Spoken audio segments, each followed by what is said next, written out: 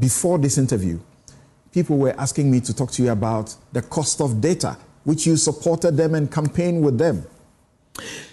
Yesterday, I met the management of the ministry, and I've given them the running order. Hopefully, within the next 14 days, we'll be setting up a committee, an inter-ministerial committee, to look at the cost of data.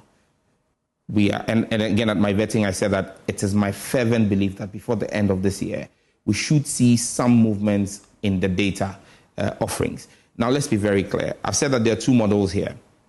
You can either have a reduction in prices of data or an increase in value offerings. So you could be paying 100 cedis today, that gives you 100 gig.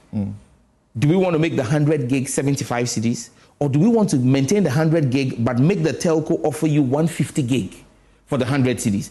Whichever ways, you get more value. So we're going to look at those models. Now, the committee we're setting up is interministerial.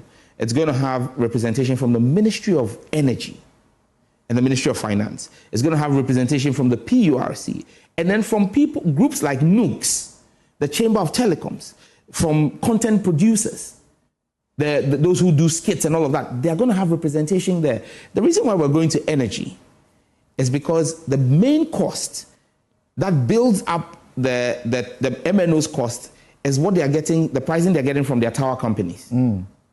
Now, those tower companies, 80% of their cost is power. Okay. And that's because there's currently a certain way the cost for the cell sites is being calculated.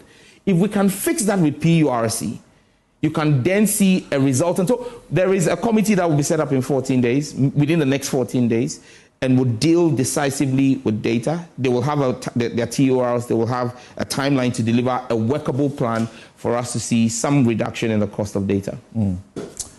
Thank you very much. See how time flies.